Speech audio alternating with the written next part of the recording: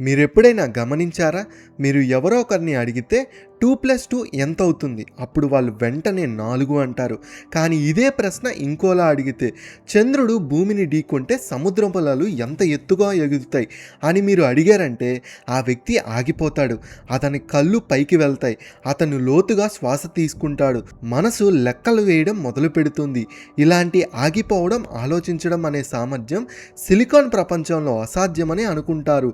Google, OpenAI, Nvidia లాంటి పెద్ద కంపెనీలకు కూడా ఇది ఒక పెద్ద సవాల్ లాంటిది. ఏఐ సమాధానాలు ఇస్తుంది, కానీ అది నిజంగా ఆలోచించడం లేదని చాలామంది అనుకుంటున్నారు. కానీ 2024 చివర్లో గూగుల్ ఒక కొత్త మిషన్ తీసుకొచ్చింది. అది వెంటనే జవాబు చెప్పడానికి ఎక్కడా తడబడదు. అటువంటి మిషన్ ముందుగా ఆగి తనతో తాను మాట్లాడుతుంది. తన తప్పులను సరిచేసుకొని ఆ తర్వాతే మాట్లాడుతుంది. అది ఒక ఎక్స్పర్ట్ కూడా ఊహించలేని విషయాలు చెప్తుంది. ఈరోజు మనం గూగుల్ జెమినీ, ఆ థింకింగ్ మోడల్లో లోతుగా చూద్దాం. ఇది మనిషి జ్ఞానంలో అతిపెద్ద ఆవిష్కరణ అయిన ఏజీఐ వైపు మొదటి నిజమైన అడుగు కావచ్చు. నవంబర్ 2022 ఓపెన్ ఏఐ చాట్‌జీపీటీని లాంచ్ చేసినప్పుడు గూగుల్ ఆఫీస్లో కోడ్ రెడ్గా ప్రకటించారు. గూగుల్ అనుకున్నది సెర్చ్ ఇంజిన్ రాజ్యం ముగిసిపోతుంది. వాళ్ళు తొందరగా జెమినీ 1.0 విడుదల చేశారు. అది వేగంగా ఉండేది, కానీ చాలాసార్లు తప్పులే చెప్పేది. అంటే నమ్మకంగా తప్పు సమాచారం చెప్పేది. కానీ గూగుల్ ల్యాబ్స్లో ఒక సీక్రెట్ ప్రాజెక్ట్ నడుస్తుంది. వాళ్ళు అర్థం చేసుకున్నది కేవలం వేగం ఉండడమే కాదు, ప్రపంచానికి రీజనింగ్ ఏఐ అవసరం. ఇప్పటి వరకు ఉన్న ఏఐ కేవలం రట్టు పక్షిలా ఉండేది. దానికి కోట్ల పుస్తకాలు చదివించేవారు. అందుకే అది తర్వాత వచ్చే పదం ఏదైనా చెప్పగలిగేది. కానీ ఆ పదం సరైందా కాదా అని మాత్రం దానికి తెలియదు. గూగుల్ గ్రహించింది యూజర్లు ఇకపై కేవలం సమాచారం మాత్రమే కాదు, దాని సొల్యూషన్స్ కూడా కావాలని. సొల్యూషన్స్ కోసం మేధస్సుని ఎక్కువగా ఉపయోగించాల్సిన అవసరం లేదు. జెమినీ 1.0 లాంచ్ వీడియోలో కొన్ని తప్పులు కనిపించాయి. దాంతో గూగుల్కి చాలా ఇబ్బంది వచ్చింది. ప్రజలు గూగుల్ ఓడిపోయిందని అనుకున్నారు. కానీ వెనుక గూగుల్ తన పూర్తి వ్యూహాన్ని మార్చింది. వారు స్కేల్ నుంచి మళ్ళీ ఇంటెలిజెన్స్ మీద దృష్టి పెట్టారు. ఇక్కడి నుంచే జెమినీ 2.0 వచ్చింది. కానీ ప్రశ్న ఏంటంటే, ఒక యంత్రం ఎలా ఆలోచిస్తుంది? మానసిక శాస్త్రజ్ఞులు చెప్తున్నది తన మెదడు 2 మోడల్లో పనిచేస్తుంది. నేను మీకు అడిగితే మీ పేరేంటి అంటే మీరు ఆలోచించాల్సిన అవసరం లేదు. దీన్నే రిఫ్లెక్స్ అంటారు. కానీ నేను 763x42 అని ఎంత అవుతుందంటే అప్పుడు మీ మెదడులో ఒక చిన్న ఆగిపోవడం జరుగుతుంది. అలా ఆగిపోవడాన్ని ఏఐలో పెట్టడం పెద్ద సవాలైంది. నోబెల్ విజేత డేనియల్ కహ్నియన్ తన పుస్తకంలో thinking fast and slow 2 systems గురించి చెప్పారు. సిస్టమ్ 1 వేగంగా సహజంగా ఆలోచించకుండా పనిచేస్తుంది. సిస్టమ్ 2 నెమ్మదిగా తర్కంతో, లాజిక్తో ఉంటుంది. గూగుల్ జెమినీ ఆర్కిటెక్చర్ ఈ సిద్ధాంతంతో సిస్టమ్ 2ని కోడ్ చేసింది. ఇప్పుడు ఏఐ కేవలం జవాబు ఇవ్వడం కాదు, ఆ జవాబు దాకా వెళ్ళే మార్గం కూడా తానే తయారు చేస్తుంది. మీరు ఒక పాత ఏఐని ఇలా అడిగితే, నాకు ఒక ప్లాన్ డైట్ ఇవ్వు, అది జస్ట్ 10 డేస్లో నేను రోజుకి 5 కిలోలు తగ్గాలని, ఇలా కానీ మీ ప్రశ్న అడిగితే వెంటనే అది ప్రమాదకరమైన డైట్ చెప్తుంది. కానీ జెమినీ థింకింగ్ మోడల్ ముందుగా ఆగిపోతుంది. 10 రోజుల్లో 5 కిలోలు తగ్గడం ఆరోగ్యానికి మంచిదా లేక చెడ్డదా అని ఆలోచిస్తుంది. ముందుగా యూజర్కి హెచ్చరిక ఇవ్వాలి, తర్వాత ఒక సురక్షిత మార్గం చూపాలి. ఇదే దాని ప్రత్యేకత. దీనినే చైన్ ఆఫ్ థాట్ అంటారు. మీరు గణితంలో ఏ సమస్య పరిష్కరించినప్పుడు నేరుగా జవాబు రాయరు, ఒకటి తర్వాత ఒకటి స్టెప్ బై స్టెప్ ముందుకు వెళ్తారు. గూగుల్ జెమినీకి చెప్పింది, జవాబు చెప్పే ముందు ఆలోచనలు గొలుసు తయారు చేసుకో. 2వ సిస్టమ్ తప్పైతే 3వ సిస్టమ్కి వెళ్ళు, తిరిగి వెళ్ళి మళ్ళీ సరి చేసుకో. ఇలా స్టెప్ బై స్టెప్ నువ్వు గ్రహించుకుంటూ ప్రతి స్టెప్లో ఏది సరైందో దాన్ని నువ్వు సెలెక్ట్ చేసుకో అని చెప్పి ఈ సిస్టమ్ మోడల్ని తయారు చేశారు. నార్మల్ ట్రాన్స్ఫార్మ్ మోడల్లో డేటా ఒక్కసారిగా లోపలికి వెళ్ళి బయటకు వస్తుంది. కానీ థింకింగ్ మోడల్లో ఒక రిక్వైర్మెంట్ లూప్ లాంటిది.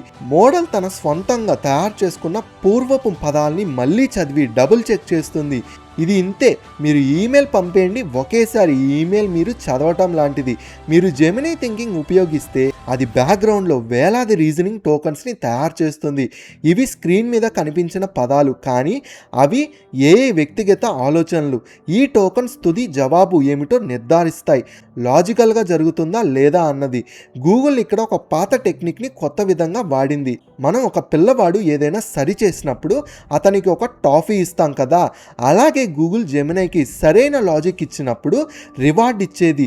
దీన్ని RLHF అంటారు. ఓపెన్ ఏఐ ఉమెన్ మోడల్లో కూడా ఇదే చేస్తుంది. కానీ గూగుల్ ఒక అడుగు ముందుకు వెళ్ళి ప్రాసెస్ రివార్డ్ మోడల్ తయారు చేసింది. దీని అర్థం ఏంటంటే ఏఐ కేవలం సరైన జవాబు ఇచ్చినందుకు మాత్రమే కాదు, సరిగ్గా ఆలోచించే విధానానికి కూడా రివార్డులు వస్తాయి. అంటే జవాబు తప్పైనా ఆలోచించే విధానం సరైతే ఏఐకి పాయింట్లు వస్తాయి. ప్రపంచంలో మనుషులు రాసిన డేటా తగ్గుతుంది. అందుకే గూగుల్ జెమినై ద్వారా హై క్వాలిటీ రీజనింగ్ డేటా తయారు చేసి అదే డేటాతో జెమినై మళ్ళీ ట్రైన్ చేసుకుంది. దీనిని సెల్ఫ్ ఇంప్రొటేటివ్ లూప్ అంటారు. ఇది అంతా ఒక చెస్ ప్లేయర్ తనతో తాను మ్యాచ్ ఆడే ప్రపంచంలో పెద్ద మాస్టర్ అవ్వడం లాంటిది. ఏఐ నిజంగా స్మార్టా లేక కేవలం నటిస్తుందా? దీన్ని పరీక్షించడానికి కఠినమైన పరీక్షలు ఉంటాయి. జెమినై థింకింగ్ AMIE వంటి పరీక్షల్లో ప్రపంచంలోనే టాప్ 1% విద్యార్థులు స్కోర్ లాగా మార్కులు సాధించింది.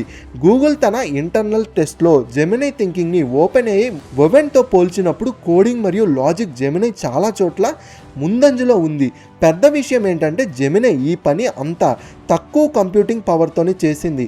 పాత మోడల్లో కోడింగ్లో చిన్న చిన్న తప్పులు చేసేవి, ఉదాహరణకి బ్రాకెట్ మర్చిపోవడం వంటివి. కానీ థింకింగ్ మోడల్లో కోడ్ రాయమనే ముందు ఆలోచనలో మెంటల్ సిస్టలేషన్ ఉంటుంది. ఆ కోడ్ ఎగ్జిక్యూటివ్ చేయకముందే ఎక్కడ బగ్ ఉండొచ్చో అర్థం చేసుకుంటుంది. ఊహించండి, ఆ డాక్టర్ జెమినై వాడుతున్నాడు. పాత ఏఐకి లక్షణాలు చెప్పగానే అది వ్యాధుల జాబితా ఇచ్చేది. కానీ జెమినై థింకింగ్ మోడల్ ఇలా ఆలోచిస్తుంది, రోగి వయసు 60 ఏళ్ళు, ఈ మందు ఇవ్వాలా, ఎందుకంటే దీని సైడ్ ఎఫెక్ట్స్ ఉంటుందా? ఇలాంటి కాంటెక్స్చువల్ థింకింగ్ వల్ల ప్రాణాలు రక్షించుకోవచ్చు. భవిష్యత్తులో మీరు గూగుల్లో కేవలం లింక్స్ చూడరు, మీరు అడుగుతారు, నాకు ప్యారిస్లో 5 రోజుల ట్రిప్ ప్లాన్ చేయి, బడ్జెట్ 1 లక్ష మరియు నాకు గ్రూప్స్తో వెళ్ళడం ఇష్టం లేదు. అప్పుడు జెమినై ఆలోచిస్తుంది, హోటల్స్ చెక్ చేస్తుంది, గ్రూప్స్ ఎక్కువగా ఉండే రోజుల్ని ఫిల్టర్ చేస్తుంది మరియు మీకు ఒక పర్ఫెక్ట్ ప్లాన్ ఇస్తుంది. ఇదే నిజమైన విప్లవం. ఈ ఆలోచన వల్లే అప్పుడు ఇది ఏఐ ఏజెంట్గా అవుతుంది. మీకోసం మెయిల్ పంపగలదు, మీటింగ్ షెడ్యూల్ చేయగలదు, మీకోసం సాఫ్ట్వేర్ కూడా కోడింగ్ చేయగలదు. ఎందుకంటే ఇప్పుడు దానికి ప్లాన్ ఎలా తయారు చేసుకోవాలో తెలుసు. ఒక పెద్ద ప్రమాదం ఏంటంటే ఏఐ తప్పు లాంటి సమాచారం ఇస్తే చివరికి అది లాజికల్గా కనిపించే తప్పు జవాబు ఇచ్చినట్టే. దీనినే డీప్ హెలోనేషన్ అంటారు. ఒక థింకింగ్ మోడల్ నడపడానికి సాధారణ మోడల్ కంటే 10 రెట్లు ఎక్కువ విద్యుత్ అవసరం అవుతుంది. ఇంకా NVIDIA H100 చిప్స్ కూడా అవసరం. భవిష్యత్తులో కేవలం ధనవంతులైన కంపెనీలు మాత్రమే ఆలోచిస్తాయి. ఇది డిజిటల్ అసమానత్వంపై పెద్ద ప్రశ్నే. చాలా విమర్శలు కూడా ఇలా అంటున్నారు, ఇది కేవలం ఒక భ్రమ అనుకోవడం తప్పు. ఏఐ కేవలం గణితం చేస్తుంది, దానికి ఎలాంటి అవగాహన ఉండదు. కానీ ఒక యంత్రం మనుషుల్లా ప్రవర్తిస్తే, మనుషుల్లో ఫలితాలు ఇస్తే మనం దాంట్లో తేడా చూడాల్సిన అవసరం ఉందా? గూగుల్ కొన్ని పేటెంట్లు చెప్తున్నాయి. జెమినీ 3.0లో లాంగ్ టర్మ్ మెమరీ ఉంటుందని.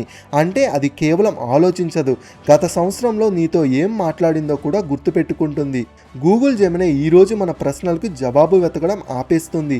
ఇప్పుడు మన సహాయం వచ్చింది, ఈ శక్తిని మనం ఏం చేయబోతున్నామో ఆలోచించడానికి. నీకు ఏఐ గురించి ఈ లోతైన పరిశీలన నుంచి ఏదైనా కొత్తది నేర్చుకున్నట్లయితే సబ్స్క్రైబ్ బటన్ నొక్కి కామెంట్స్ ఏఐ రెవల్యూషన్ అని రాయండి. నీ అభిప్రాయం ప్రకారం యంత్రాలు ఆలోచించే స్వేచ్ఛ ఇవ్వడం సురక్షితమా కాదా? నీ అభిప్రాయాన్ని కామెంట్స్లో తప్పకుండా తెలియజేయండి. ఇంకొక టెక్ డాక్యుమెంటరీతో మళ్ళీ కలుసుకుందాం.